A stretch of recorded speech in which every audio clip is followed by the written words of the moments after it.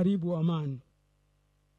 Anayetumia nguvu na kusitiza uchaguzi uende anavyotaka yeye, au yule anayesema jamani, turudi mezani ili tuangalie mifumo yetu ya uchaguzi, kwani mfumo wa sasa hauwezi kutupatia viongozi wa haki na kweli.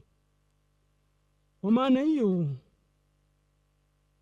kama amani inapatikana kweli kwa kurudi mezani, kwa maana hiyo wote waliokamatwa kwa kudai haki, wakiwemo viongozi wa vyama vya kisiasa, waachiwe haraka na bila masharti, na wengine wasikamatwe wala kusumbuliwa, na pia mihimili isiingiliwe, mbali itende kazi zake kwa haki.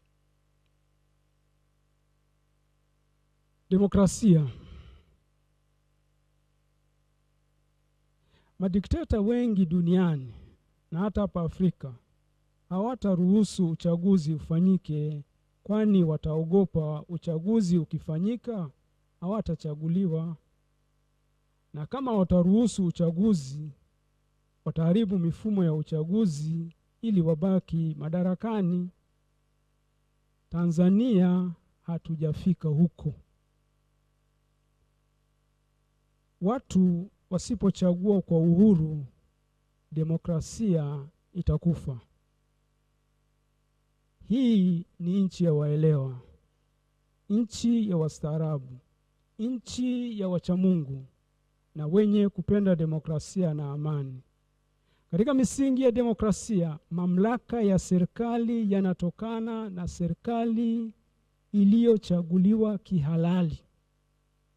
Demokrasia ya ukweli, viongozi watawajibika kwa wapiga kura. Kura ni wakala wenye nguvu. Wananchi wasiporwe nguvu yao ya kupiga kura na kuchagua. Kasoro